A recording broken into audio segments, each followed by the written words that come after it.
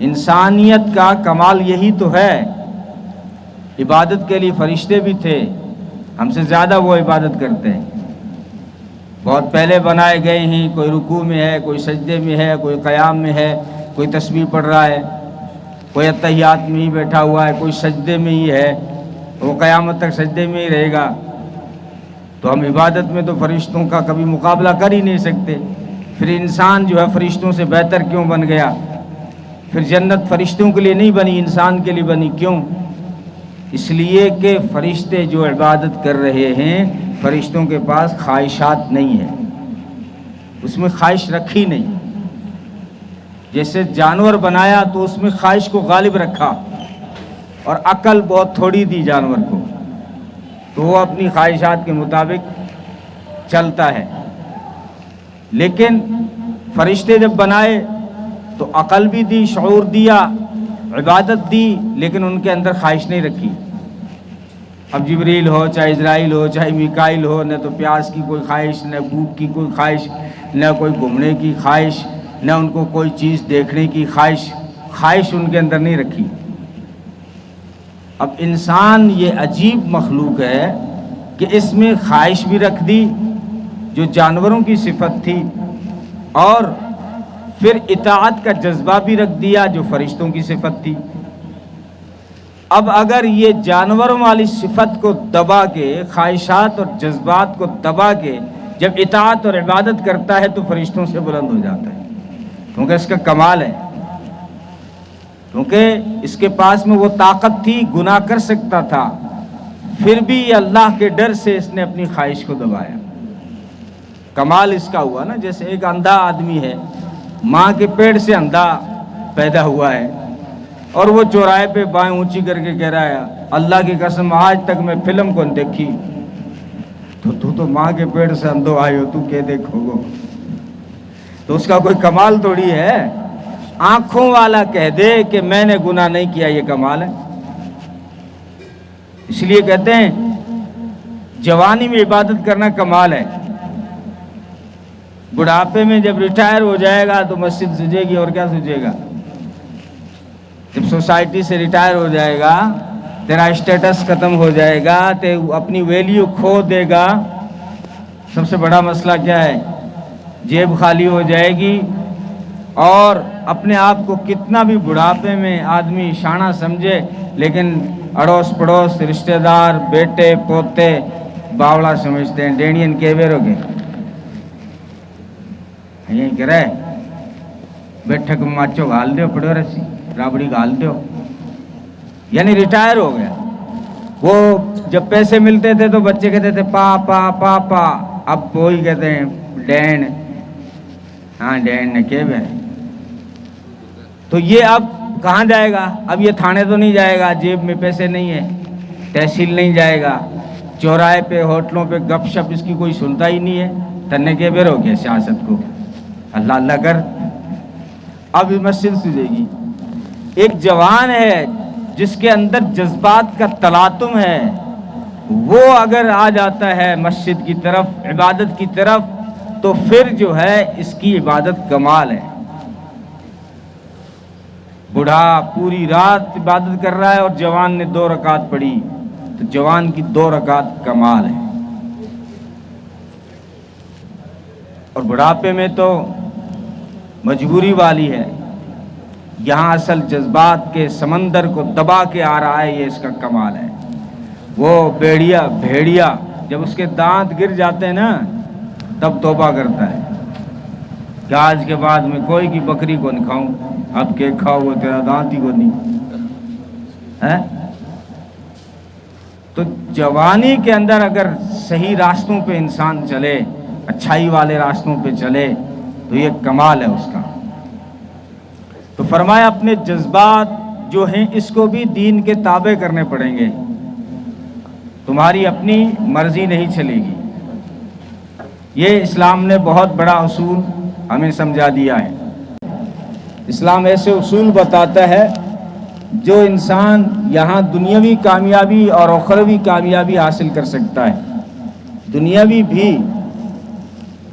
کیونکہ دنیاوی کامیابی صرف چیزوں کو حاصل کرنے میں نہیں ہے. دنیاوی کامیابی بھی یہی ہے کہ انسان جذبات کو، اپنے غلط کاموں کو دبا کر اچھائیوں کی طرف آئے. اصل انسانی معراج یہی ہے کہ وہ غلط کاموں سے بچے. تو خاص کر ہم تو مسلمان ہیں، ہم مسلمانوں کو جتنی بھی برائی کے کام ہیں ان سے بچنا چاہیے. جیسے شراب بری چیز ہے، اس سے بچنا چاہیے. بری چیز ہے، اس کو آپ تسلیم کرتے ہیں. صحت خراب ہوتی ہے، عقل خراب ہوتی ہے، فیملی سسٹم تباہ ہو جاتا ہے. ایک شراب کی وجہ سے پورے محلے کی ناک میں دم ہو جاتا ہے، اس کا گھر چل نہیں سکتا، اس کے بچے کبھی اچھی تربیت حاصل نہیں کر سکتے. اپنی صحت بھی خراب کر رہے ہیں، پیسے بھی خراب کر رہے ہیں، اپنا گھر برباد کر رہے ہیں، اور عزت بھی جا رہی ہے. کیونکہ لوگ تو یہی کہتے ہیں یار فلاں صاحب کا بیٹا، شراب کی وجہ سے ماں باپ کی عزت بھی گئی، یا پھر باپ پیتا ہے تو بیٹوں کی عزت نہیں رہے گی. بیٹے جب چوراہے پہ کہ وہ کون سا وکیل صاحب ہے، وہ شرابی کا بیٹا ہے، تو ان کی بھی عزت گئی. یعنی آپ برائیاں گنا نہیں سکتے، ساری برائیوں کی جڑ ہے شرابی. پھر زنا، پھر بے حیائی، عقل ہی نہیں رہے گی، تمیز ہی نہیں رہے گی، اچھے برے کی تمیز ختم ہو جائے گی، وہ نماز کے قریب نہیں آئے گا. یہ نشہ اتنی بری چیز ہے کہ انسان کو مسجد سے دور کر دیتا ہے. وہ کبھی کبھی جو ہے شرم سے جمعے میں آتا ہے، لیکن فرمایا جب ایک گھونٹ بھرتا ہے تو 40 دن کوئی عبادت قبول نہیں ہوتی.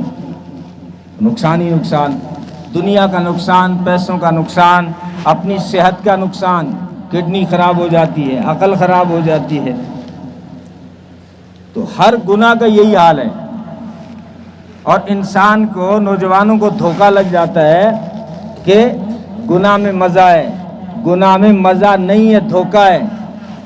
کسی بھی گناہ میں مزہ نہیں ہے. مزہ جو رکھا ہے اس کی مثال مولانا تھانوی نے دی ہے. ایسے ہے جیسے کسی کو کھجلی ہو جائے تو کھجانے میں تھوڑی میٹھی میٹھی کھا جاتی ہے، تھوڑا سا مزہ آتا ہے، لیکن چمڑی ادھڑ جاتی ہے اور کھجلی بڑھ جاتی ہے، بے چینی بڑھ جاتی ہے. ہر گناہ کا یہی حال ہے. آپ کے سامنے اچھی شکل آئی، آپ کو دھوکہ لگے گا کہ دیکھنے میں لطف آ رہا ہے، لیکن وہ سیکنڈوں کا معاملہ تھا. لیکن اب دل میں تباہی مچ جائے گی، اب دماغ میں بودریسن آ جائے گا، اب شام تک جو ہے دل بھاری بھاری رہے گا. یہ گناہوں کی نوست ہے. ہر گناہ کا یہ حال ہے. آپ نے ایئر فون لگایا، آپ سمجھ رہے ہیں میں جھوم رہا ہوں، مجھے مزہ آ رہا ہے. وہ سیکنڈ 1 منٹ تک انہیں مزہ لیا، یا 55 سیکنڈ انہیں مزہ لیا، لیکن جب گانا بند کرے گا وہ 1 منٹ کے بعد پورا شام تک، اگر صبح سنا ہے شام تک دماغ بھاری رہے گا، شام تک تیرا دل بھاری رہے گا، تیرے دل میں چین سکون نہیں ہوگا. ہر گناہ کا حال یہ ہے، تجربہ کر کے دیکھ لیں. کسی گناہ میں اللہ نے سکون نہیں رکھا، سکون کا دھوکہ ہو جاتا ہے. اس لیے نوجوان کہتے ہیں میوزک لگا، موسیقی لگا. اور میں تو ڈرائیور ہوں، پھر مجھے تو چالو رکھنا پڑے گا نا، نیند آ جاتی ہے. نوجوان کہتے ہیں نیند کیوں نہیں آتی؟ گانا وہ میں یہاں بتا نہیں سکتا. وہ ایک جا کے باڈی کے کسی حصے میں جو اللہ نے ایک پاور رکھا اس کو جگا دیتا ہے، اور پھر اس کی نیند اجڑ جاتی ہے. اور اس کو دھوکہ لگ جاتا ہے کہ مجھے گانا سکون دے رہا ہے. سکون نہیں دے رہا ہے، تیرے دماغ کی بودریسن بڑھا رہا ہے، تیرے دل میں بے چینی بڑھا رہا ہے. ہر گناہ کا یہ حال ہے. اس لیے اسلام فطری دین ہے بھائی، اللہ کا بنایا ہوا قانون ہے، کسی انسان کا بنایا ہوا نہیں ہے. بھائی اللہ کو کیا پرواہ تھی؟ اگر تم شراب پیتے تو اس کا کیا نقصان ہو رہا تھا؟ اللہ کا کوئی نقصان تھوڑی ہو رہا تھا. ہمیں نقصان سے بچانے کے لیے کہا کہ مت پیو. اگر ہم گانے سنیں گے تو اللہ کا کیا نقصان ہوگا؟ وہ تو پہلے سے بڑا ہے، کوئی نقصان نہیں ہوگا. لیکن ہمیں نقصان سے بچانا ہے. جس معاشرے میں ڈی جے بجتا ہے اس گلیوں میں زنا پیدا ہوتا ہے.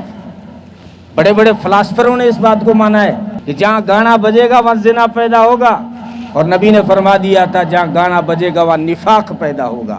یہ نفاق ہے، دلوں میں منافقت پیدا ہوگی، بھائی چارہ ان گلیوں میں نہیں ہوگا، آپسی اتحاد اور اتفاق نہیں ہوگا، اور جو ہے نئی نسل میں جو ہے زنا کے کیس بڑھ جائیں گے. یہ گناہ کی تباہی ہے. یعنی کسی بھی گناہ کو آپ اٹھا کے دیکھ لیں، معاشرے کا، انسانوں کا نقصان تھا، اس لیے اسلام نے روکا ہے۔ تو فرمایا ما آتاکم الرسول فخذوہ وما نہاکم عنہ فانتہوا، جو رسول جو تمہیں دے دیں وہ لے لو، اور جو رسول جس چیز سے تمہیں منع کرے رک جاؤ۔ کیوں رک جائیں؟ کہ رکنے میں تمہارا فائدہ ہے، رکنے میں تمہارا فائدہ ہے۔ لا یؤمن احدکم حتی یکون ہواہ تبعا لما جئت بہ، تم کامل مومن نہیں بن سکتے جب تک کہ تمہاری خواہشات میرے دین کے تابع نہ ہو جائیں۔ تو یہ اصول ہے، اس اصول سے بہت ساری چیزیں ہم سمجھ سکتے ہیں، زندگی کا معیار قائم کر سکتے ہیں۔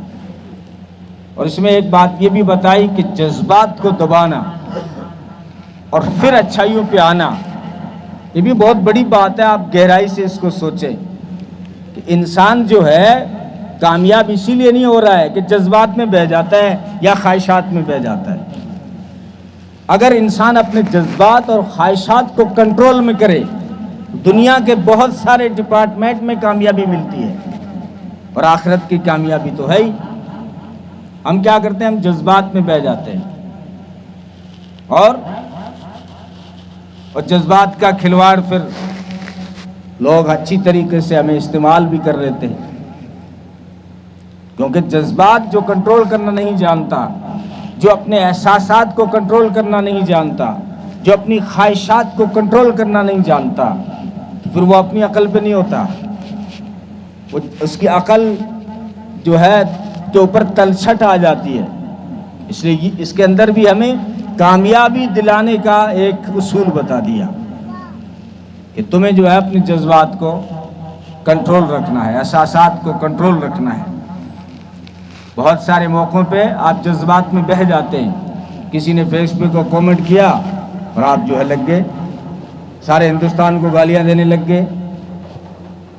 یا ایسا وہ ایک پاگل تھا، اس ایک پاگل کی وجہ سے سارے ہندوستان کو گالیاں کیوں دے رہے ہو؟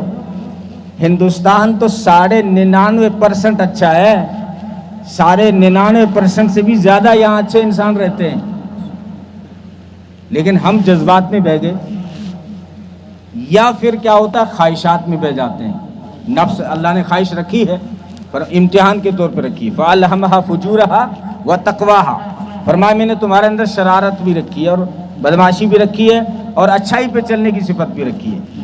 اب تمہاری ذمہ داری یہ ہے کہ اس بدمعاشی کو کنٹرول کرنا ہے، اس خواہشات کو کنٹرول کرنا ہے، اچھائی پہ چلنا ہے۔ یہی تو ہمارا امتحان ہے، لیکن جب امتحان آتا ہے تو ہم فیل ہو جاتے ہیں۔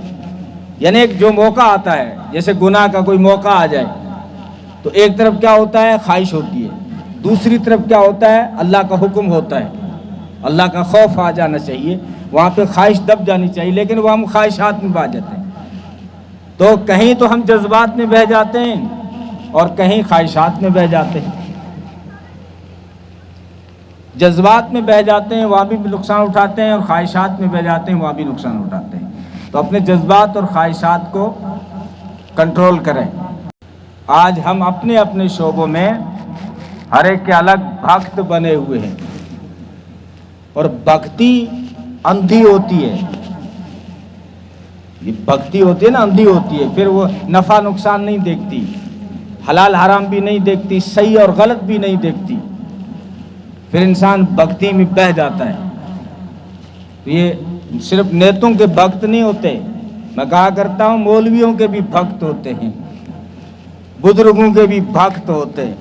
حالانکہ بزرگ یہ کہتے نہیں ہیں کہ میرے بھکت بن جاؤ تم اندھے، لیکن جس طرح نیتوں کے بعد بھکت ہوتے ہیں، بس نفع نقصان کچھ نہیں دیکھتے، ملک کا نقصان ہو رہا ہے، قوم کا ہو رہا ہے، جو ہے تعلیم کا ہو رہا ہے، ایجوکیشن کا ہو رہا ہے، وکاس کا ہو رہا ہے، نقصان ہو تو ہو، بھکتوں کو کیا لینا دینا، وہ تو نعرہ لگاتے رہتے ہیں۔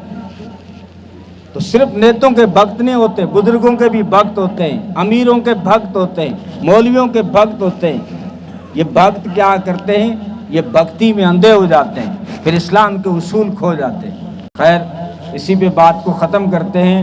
نوجوان بیٹھے ہوئے ہیں، مستورات بھی سن رہی ہیں، جو ہے سب سے پہلے اچھائی کی طرف جب ہم چلنے کا فیصلہ کریں کہ مجھے اچھا انسان بننا ہے اور اچھا مسلمان بننا ہے، تو سب سے پہلا کام ہے نماز. مسلمان کا پہلا کام نماز ہے. کام کو کہا کریں مجھے نماز پڑھنی ہے. ہم کیا کرتے ہیں؟ نماز کو کہتے ہیں کام پہ گیا ہوتا ہے. کام کو کہتا کہ میں لیٹ کیوں ہوا, دکان لیٹ کیوں کھولی 2 منٹ, یار نماز پڑھ رہا تھا 2 منٹ لیٹ ہو گیا. 5 منٹ کھانا لیٹ کیوں کھا رہا ہے آج, تو روزانہ 2:30 بجے کھاتا ہے, آج 2:40 پہ کھا رہا ہے, یار نماز پڑھ رہا تھا. یعنی کام کو ہم کہتے کہ نماز پڑھ رہا تھا, لیکن ہم نماز کو کہتے ہیں کیوں نہیں پڑھی, وہ دکان گیا تھا. مغرب میں کہاں تھا, وہ اسٹیشن پہ لینے گیا تھا. فجر میں وہ سو رہا تھا. یعنی نماز کو کہتے ہیں. مسلمان کی آئیڈینٹی ہے, پہچان ہے نماز.